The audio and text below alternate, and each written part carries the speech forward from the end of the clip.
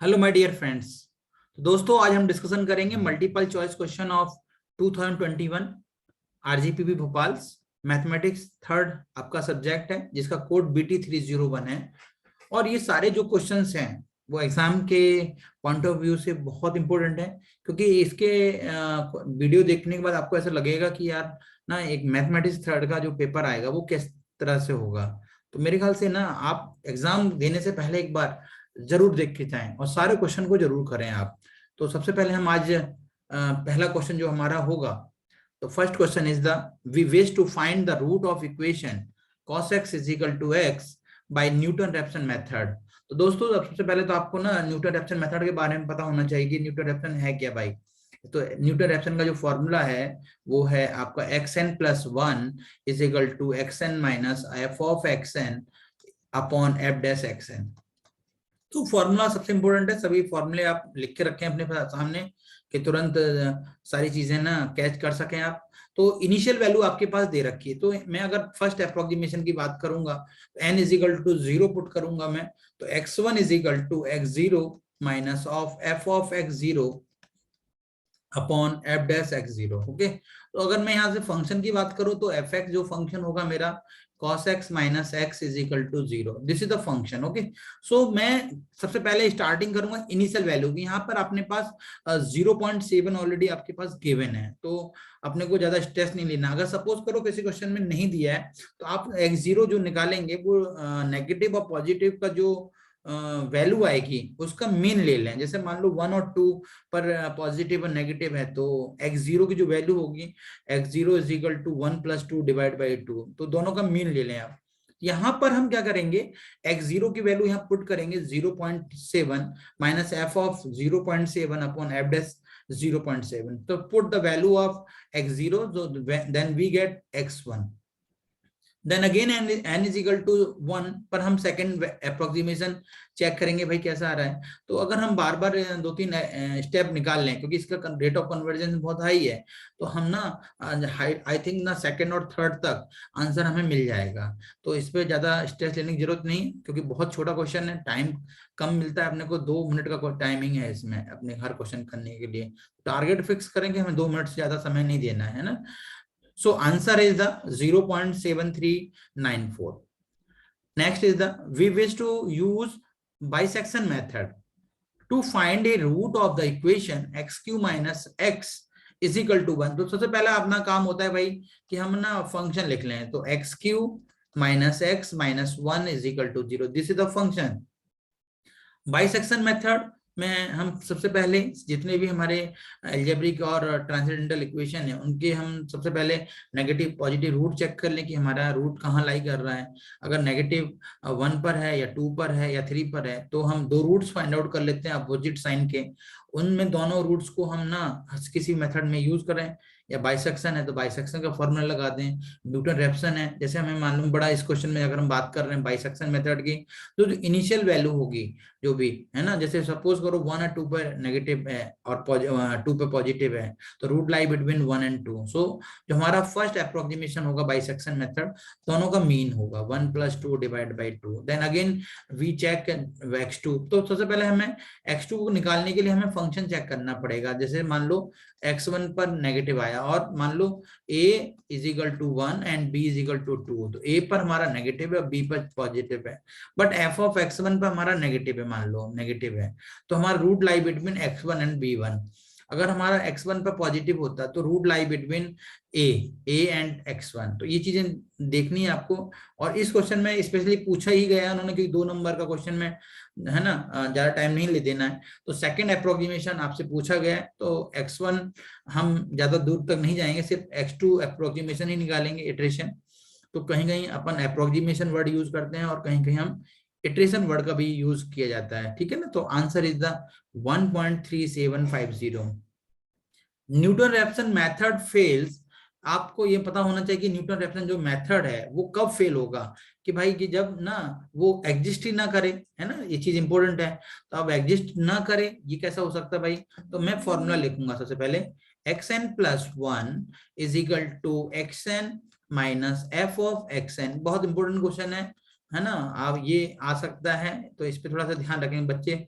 ये अपन लोग सोचते हैं कि भाई फेल कब होगा, कि अंडरस्टूड है कि अगर मैं ना एफ ऑफ एक्स एन को अगर जीरो पुट कर दूं, फर्स्ट डेरिवेटिव इसका जो है इसको मैं जीरो पुट कर दूं, तो ये डज नॉट एग्जिस्ट। इसका मतलब ये जो न्यूटन रेफसन मेथड है अपना, ये आपका जो फेल हो जाएगा, ये f dash x is equal to zero के लिए। तो स्पेशली ध्यान रखना है कि when method is fail, when f dash x is equal to zero. अब थोड़ा बात करते हैं कि साइमल्टेनियस इक्वेशन की, कि following method is a direct method. तो जितने भी हमारे साइमल्टेनियस इक्वेशंस हैं, है ना, तो वो कौन कौन से हैं, उसके सॉल्व करने के मेथड कौन से हैं। तो अपने पास टोटल दो ही मेथड हैं। तो एक तो है हमारे पास डायरेक्ट मेथड, जिसकी ये बातें कर रहा है ना, इस क्वेश्चन में बातें हो रही हैं, हाँ। और एक है हमारा iterative method, iterative iterative method. तो इसमें टोटल थ्री मेथड्स हैं, थ्री इसमें हैं और थ्री इसमें है भाई। अब इटरेटिव में मैं डायरेक्ट इटरेटिव ही ले रहा हूं। तो एक तो हो गया गॉस जैकोबी मेथड, है ना। इसका थोड़ा सा एडवांस वर्जन जो है गॉस सीडल मेथड है, सीडल मेथड। और ये थर्ड है आपका ये रिलैक्सेशन मेथड, रिलैक्सेशन, ठीक। और इसमें हम बात करें भाई गॉस एलिमिनेशन है, एलिमिनेशन मेथड, है ना।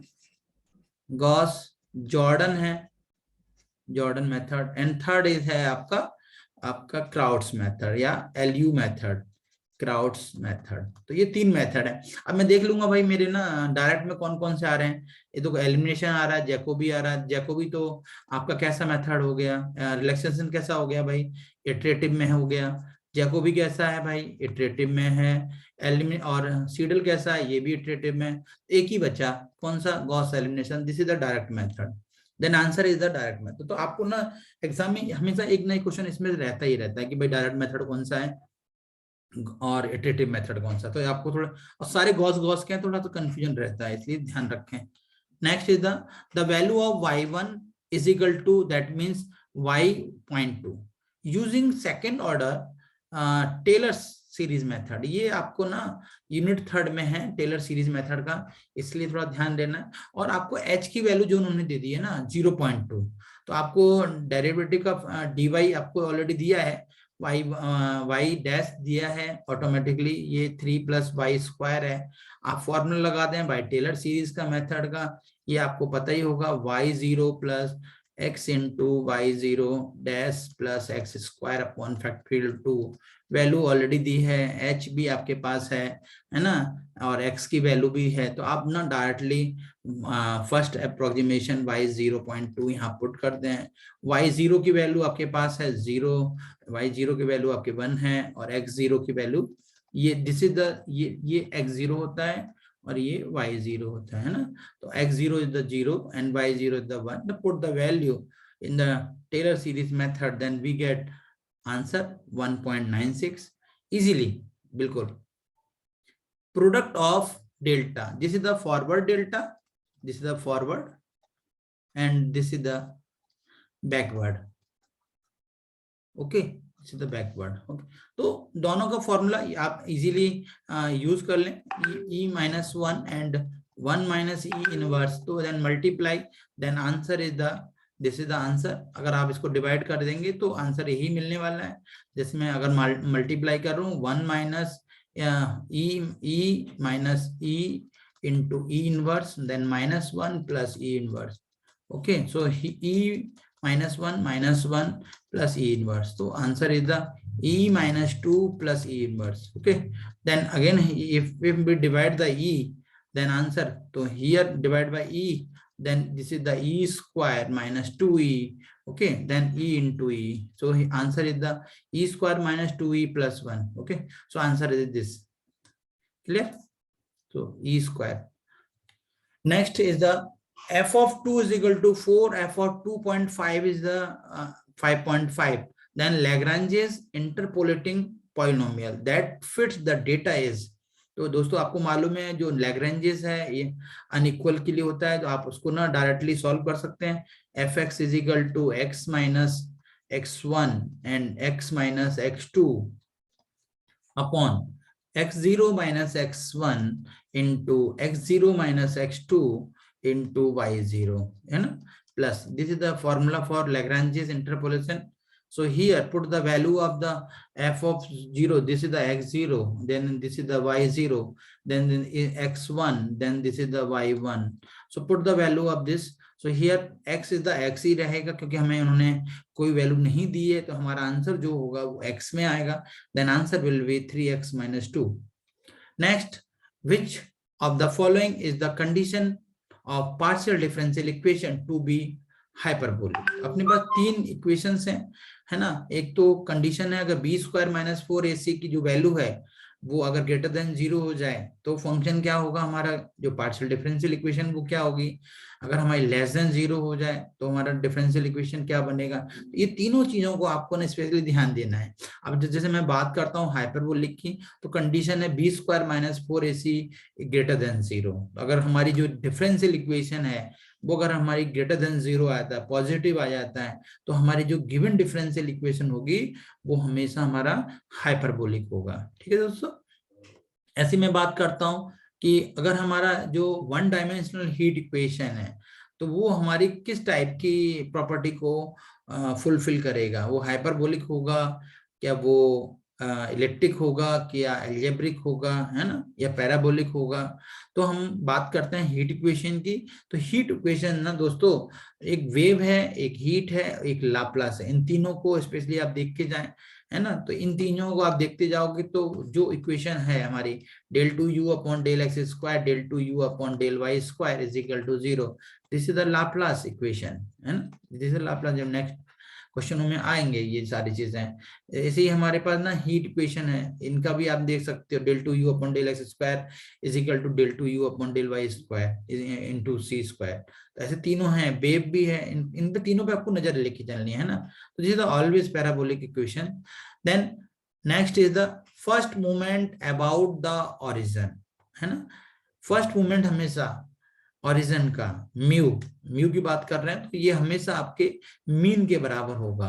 तो mean is the first movement about the origin. Then answer will be mu, that will be mean. तो स्पेशली अपने को ध्यान रखना है कि कौन सा किसके बराबर है, सारी चीजें.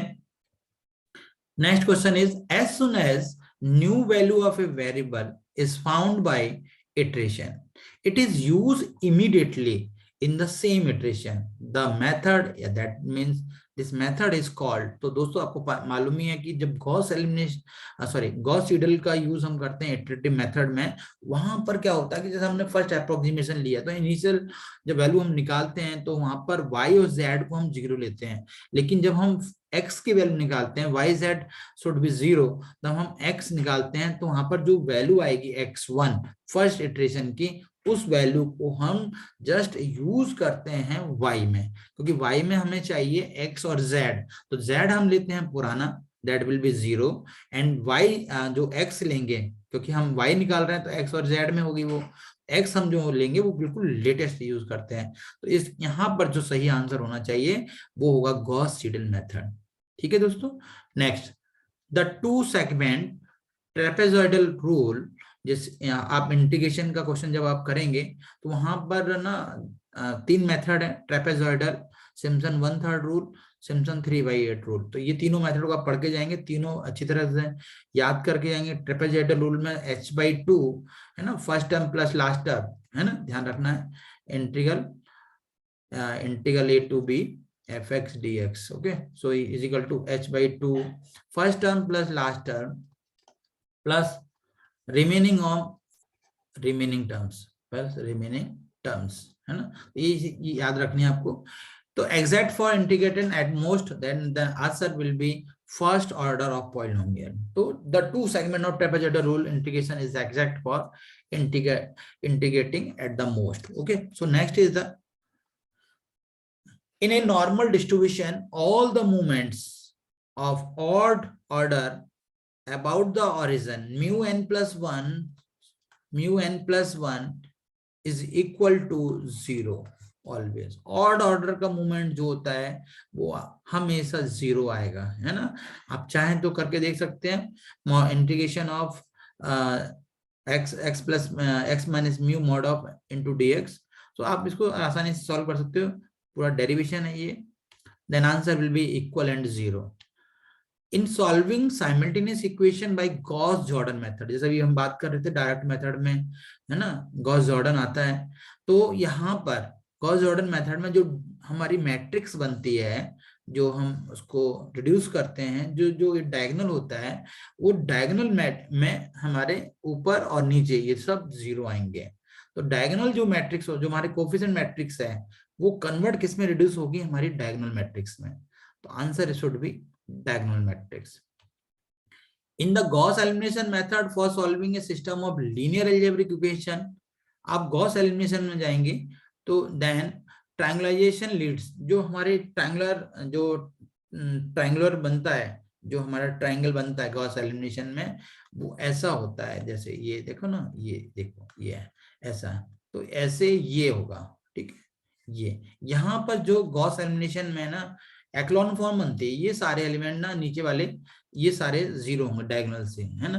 तो आंसर जो होगा अपर ट्रायंगुलर मैट्रिक्स। ये चीजें स्पेशली ध्यान रखनी है कि गॉस एलिमिनेशन में डायगोनल जो बनेगा उसके जस्ट नीचे वाले सारे एलिमेंट शुड बी 0, ऊपर हमारी जो है वो मैट्रिक्स बनेगी, तो अपर ट्रायंगुलर मैट्रिक्स का शेप वो बन जाएगा। Next, Newton divided difference interpolation formula can be used for, तो आपको मालूम है जो हमारा न्यूटन डिवाइडेड डिफरेंस फॉर्मूला है और लैग्रेंजेस है, ये दोनों हमारे अनइक्वल इंटरवल्स के लिए यूज होते हैं। तो स्पेशली यहाँ ध्यान रखना है, अनइक्वल के लिए आपके पास 2 मेथड है, न्यूटन डिवाइडेड और लैग्रेंजेस, और इक्वल के लिए भी आपके पास 2 मेथड है, फॉरवर्ड और backward. Next, answer is the unequal intervals.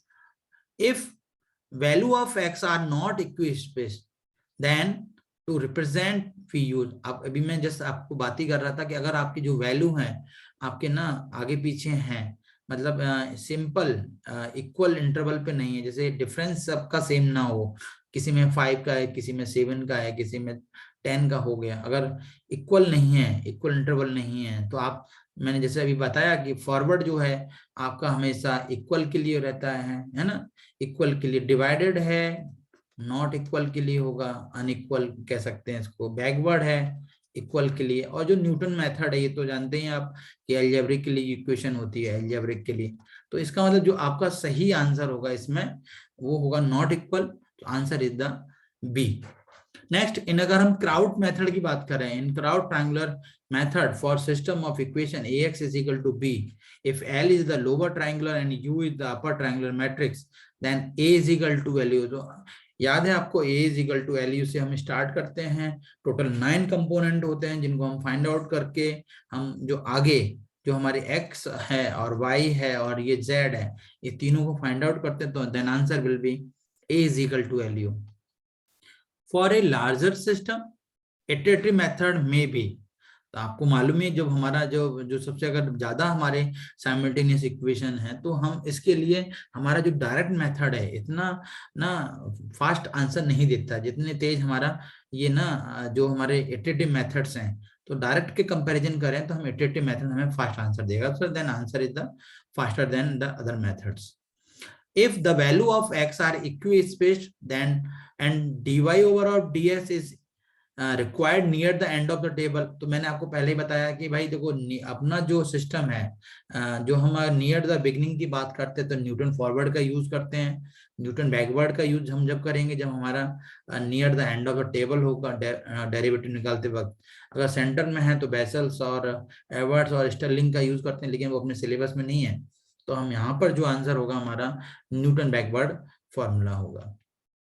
While evaluating a definite integral by trapezoidal rule, the accuracy can be increased by taking larger number of sub intervals। अगर understood है कि हम जितने भी ज्यादा इंटरवल्स हम लेंगे, है ना, जैसे हमने जैसे n इज इक्वल टू 2 4 6 तक हम बेस्ट ले लेते हैं, अगर किसी बंदे ने 8 लिया, किसी बंदे ने 10 सब इंटरवल्स लिए, तो उसका जो आंसर होगा वो एक्यूरेट आंसर की तरफ नियर पहुंचता जाएगा। अगर किसी ने 10 इंटरवल लिया उसका आंसर अंडरस्टूड है, थोड़ा सा और बेस्ट टू बेस्ट होता जाएगा। तो जैसे हम लार्ज नंबर ऑफ सब इंटरवल्स लेते हैं तो हमारा आंसर एग्जैक्ट के नियर, अगर हमारा आंसर चेक करना है तो हम एरर्स निकाल दें, है ना, एग्जैक्ट वैल्यू निकालें और अप्रोक्सीमेट वैल्यू निकालें, दोनों का डिफरेंस अगर 0.000 समथिंग होगा तो ये मान के चलो कि हमारा आंसर बेस्ट है। इसलिए लार्ज नंबर ऑफ सब इंटरवल्स लेने पर हमारे सभी, चाहे ट्रेपेजॉइडल हो चाहे सिम्पसन वन थर्ड हो, उनके सबके आंसर एक्सेट की तरफ आएंगे। तो answer is the large number of सब इंटरवल्स। नेक्स्ट, कन्वर्जेंस इन गॉस सीडल मेथड। अगर गॉस सीडल की मेथड की बात करें तो वो जैकोबी से ट्वाइस होता है, twice as the fast as Jacobi method. जो स्पीड है उसकी गॉस सीडल मेथड की वो 2 टाइम्स होगी। ठीक है, तो answer is the twice as the fast of Jacobi method. Gauss Jacobi में हम क्या करते हैं, एक स्टेप हम पीछे के सारे आंसर लेते हैं और सीडल में हम बिल्कुल लेटेस्ट का यूज करते जाते हैं, इसलिए हमारा जो आंसर होगा गॉस सीडल जो होगा जैकोबी से सेकंड टाइम 2 टाइम फास्ट देगा आंसर। अब यहाँ बात करते हैं थोड़ा सा पार्शियल डिफरेंशियल इक्वेशन की। अगर सिंपल बात करेंगे तो अगर एक डिफरेंशियल इक्वेशन है तो हम चेक कर लेंगे भाई बी स्क्वायर माइनस 4ac की वैल्यू कैसी आ रही है। अगर हम बी स्क्वायर माइनस 4ac की वैल्यू ग्रेटर देन 0 है तो अपना आंसर कैसा होगा, अगर लेस देन 0 है तो कैसा होगा, इक्वल टू 0 है तो कैसा, तीनों आंसर होंगे हमारे। एक हाइपरबोलिक है तो then check with this will be hyper, है ना। तो आप चेक कर सकते हो आसानी से। विच टाइप डज, जैसा अभी बताया मैंने कि भाई लाप्लास इक्वेशन है ये हमेशा ना इलिप्टिक होती है ना। तो which type does the Laplace equation should be elliptic, always elliptic. ये भी आप चेक कर सकते हो बी स्क्वायर माइनस 4ac की वैल्यू कितनी आएगी, तो ये आंसर इज द पैराबोलिक। ऐसे छोटे छोटे क्वेश्चन है, तीनों आप कैटेगरी देख लें। Suppose we wish to find the approximate value of 17 to power of 1/3। अगर आप कैलकुलेटर से भी आंसर निकालते हैं तो इसका आंसर इजीली समझ में आ रहा होगा, 2.5856 समथिंग आ जाएगा, है ना।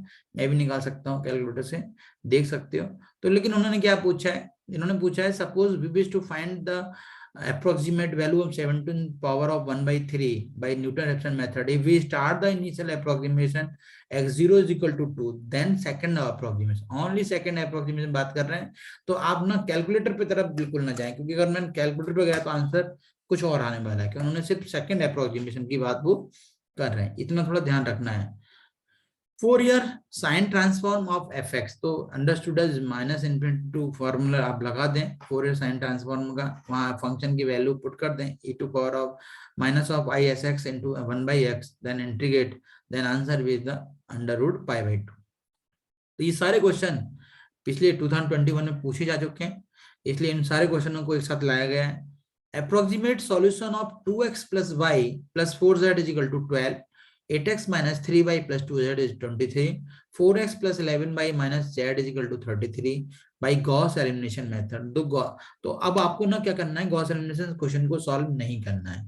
तो हम क्या करेंगे, कैलकुलेटर में फीड करेंगे, मॉड में जाएंगे, 3 टाइम प्रेस करेंगे, है ना, इक्वेशन आएगी, अननोन 3 डालेंगे, then put the value of a1 b1 c1 d1, then put, then answer is the, जो आंसर आएगा वो हम आंसर को टिक कर देंगे। तो x is equal to 3.357, y is equal to 1.57, 0.8। ये थोड़ा सा मिसमैच वाले क्वेश्चन होंगे, कहीं माइनस लगेगा तो आप समझ जाना कि हमारा जो कैलकुलेटर आंसर दे रहा है वो बिल्कुल राइट देगा। सेम ऐसे हम गॉस सीडल की बात करें, गॉस सीडल में भी हम आप ऐसा कर सकते हैं, मतलब कोई भी क्वेश्चन आता है, चाहे टोटल डायरेक्ट इनडायरेक्ट दोनों मेथड के आते हैं, तो आप ना कैलकुलेटर का यूज पूरा करें, उनसे फास्ट आंसर आएंगे। Then answer is the x is equal to 111। Clear. तो ये सारे क्वेश्चन कैलकुलेटर से हो सकते हैं। We want to find a root of equation x cube plus x square minus 1 using fixed point iteration method that like, जैसे ये method अब सिलेबस से अपने से हट चुका है, लेकिन फिर भी क्वेश्चन आया था तो कोई दिक्कत नहीं, आप आराम से करते हैं। फंक्शन को हम एक तरफ ले जाएंगे, x cube is equal to 1 minus x square, सो x cube is equal to 1 minus x square power of 1/3, then answer is the first. तो हम ऐसा फंक्शन लेके आएंगे जो कि हमारे रूट्स को मैच करेंगे। तो हम ऐसा नहीं कि इसको 1 को उधर ले जाए, नो, सेटिस्फाई करना चाहिए उसके मॉड्स। तो here answer is this. We use bisection method to compute a real root of equation x cube minus x minus 1 is equal to 0. Then it at the end of the second iteration that is will be x2। तो आप पहले आप root check करेंगे भाई कि इसका ना, इसका रूट कहाँ लाई करेगा, x cube minus x minus 1 is equal to 0, this is the f x. अगर आपने एफ ऑफ 0 रखा मान लो, तो 0 माइनस 0 माइनस 1 माइनस 1, मैंने 1 रखा तो 1 minus 1 minus 1, then will be cancel, sorry, then will cancel, then answer of 1, then मैं 2 रखूंगा, then 2 8 minus 2 minus 1, So 8 minus 3 is equal to 5. So root lie between 1 and 2. Sorry, 1 and 2. The root lie between 1 and 2. So x1 is the 1 plus 2 divided by 2. Then answer will be 1.5. Then again we check x1. x1 if a negative, so then root lie between positive 2 and 1 x1. Then again check. So second approximation में find out करना, तो x2 की जो value आएगी 1.25 होगा। तो specially अपने को देखना होगा कि हम कैसे निकालें, दोनों रूट्स का मीन निकालना है आपको। ऐसे सिंपल क्वेश्चन एक और नेक्स्ट एक्स, अगर आपके पास दिया है solve dy over of dx is equal to xy plus 1 assuming y0 is equal to 2, तो आपको टेलर सीरीज का फॉर्मूला याद है भाई, yx is equal to y0 plus x into y0 dash plus x square upon factorial 2. So here put the value of y0 then y0 dash, so y dash is equal to xy plus 1. So simple, आप आसानी से इसको solve कर सकते हो। So then answer will be here yx is equal to 2 plus x square plus x cube upon 3. Next is the Euler modified का formula है, find an approximate value of y x is equal to 0.1, so y dash is equal to x square plus y. तो आप Euler modified का formula लगा करके आप easily इसको answer को निकाल सकते हो। Then answer is the 1.1055। Okay, एक बार चेक कर लें यूलर मॉडिफाइड का yn प्लस 1 का फॉर्मूला जो है आप इजीली निकाल के h/2 करके, ठीक है ना, तो इजीली आप कर सकते हो इसको। At each step of relaxation method, the numerically largest residual is the reduce to. Understood है, जब हम टेबल बनाते हैं तो हम कोशिश करते हैं कि जितने भी हमारे मैक्सिमम जीरो बन सकते हैं तो हम जीरो के नियर पहुंचते हैं। जैसे जैसे जीरो बनता जाता है वो डेल्टा एक्स की, डेल्टा वाई, डेल्टा जेड जितने भी वेरिएबल हैं उनके इंक्रीमेंटेड वाली सारी वैल्यू आ जाती हैं। उन सबका अगर हम सम करें तो समेशन ऑफ एक्स जो हमारा बनेगा वो हमारा आंसर होगा। डेल्टा एक्स वाले जितने भी होंगे वो सब जो ऐड हो जाएंगे, है ना। इसी तरह समेशन ऑफ वाई बनेगा, डेल्टा वाई वाले सारे ऐड हो जाएंगे, है ना। इसी तरह डेल्टा जेड वाले आप इनको ऐड कर सकते हैं, डेल्टा जेड वाले, तो ये सारे आंसर हो जाएंगे। तो आप जो इनको नियर जीरो ही हमारा बेस्ट आंसर होगा, क्योंकि जैसे जैसे जीरो बनते जाएंगे वो सब लगभग खत्म होने शुरू हो जाएंगे। The value of integral of 0 to 1 by Simpson 1/3। आप सिम्पसन 1/3 का रूल यूज करें, है ना, first term plus last term, है ना, प्लस लास्ट टर्म प्लस, है ना। तो ये चीजें आप यूज करते हुए चलेंगे dy dx का। तो 2 times of the 3 times of the remaining terms या 1 ऑड टर्म, तो ये इजीली आप देख सकते हो। सारे आंसर आप आसानी से निकाल सकते हैं इनको। तो 0.6931। अगर आपको किसी को प्रॉब्लम है, मतलब फॉर्मूले में अगर कोई भूल रहा हो तो आप इसको इंटीग्रल कर दें, log 1 plus x, then answer will be log 3। तो 1 plus 1 log 2 देन 6931। तो इजीली आप चेक कर सकते हो। The value of Laplace inverse tan inverse s/2 understood है minus sine 2 ty upon t होता है। आप इजीली सॉल्व कर सकते हो डिफरेंशियल करके। तो लाप्लास इनवर्स का फॉर्मूला लगा दें, इसका answer minus sine 2t upon t आ जाएगा।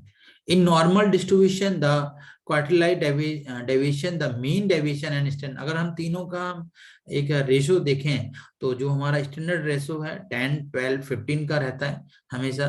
तो आप इसको रीड भी कर सकते हो मेमोरी के लिए। तो 10, 12, 15 है ना, 3 का 3 का डिफरेंस रहता है।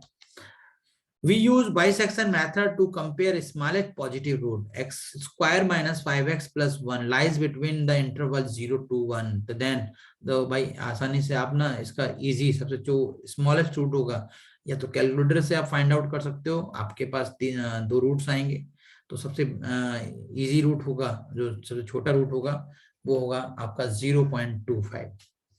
अगर हम लाप्लास की बात करें तो दिस इज द, अब इसको आप 2 मेथड से आप सॉल्व आसानी से कर सकते हो। जैसे मैंने मान लो मैंने सबसे पहले ना टी क्यू का लाप्लास निकाला, तो Laplace of t q upon factorial 3 upon s to the power of 3 plus 1 that will be 6 upon s plus s की पावर ऑफ 4। अगर मैं इसमें फर्स्ट शिफ्टिंग लगा दूं e की power of -3t into T Q, तो ये हो जाएगा 6 अपॉन s के रिप्लेस पर s प्लस 3, s प्लस 3 का होल 4। तो answer is the 4th। Clear? ऐसे तो छोटे छोटे क्वेश्चंस हैं जो आपको बहुत हेल्पफुल होंगे। Next, if the data points, अपने पास डेटा दिया है 0, 1, 1 2 2 1। अगर मैं बात करूं डेटा की तो x और y आपको गिवन है, तो 0 1 1 2 2 1 है ना, 3 1 0। दिस इज, एंड इसके फॉरवर्ड डिफरेंस निकालो भाई। फॉरवर्ड पूछ रहा है तो फॉरवर्ड की टेबल बना लेंगे अपन। 2 -1 1 1 -2 -1 10 -1 9। ठीक, इसी तरह हम डेल्टा 2 के लिए निकाल लेंगे, -1 -2 9 + 1 10। देन थर्ड निकाल लेंगे, है ना, थर्ड के लिए 12 आ जाएगा। तो ये सारी वैल्यू हम यूज कर लेंगे फॉरवर्ड के फॉर्मूले में, है ना, इजीली। तो f(4) निकाल सकते हैं, देन आंसर विल बी 41।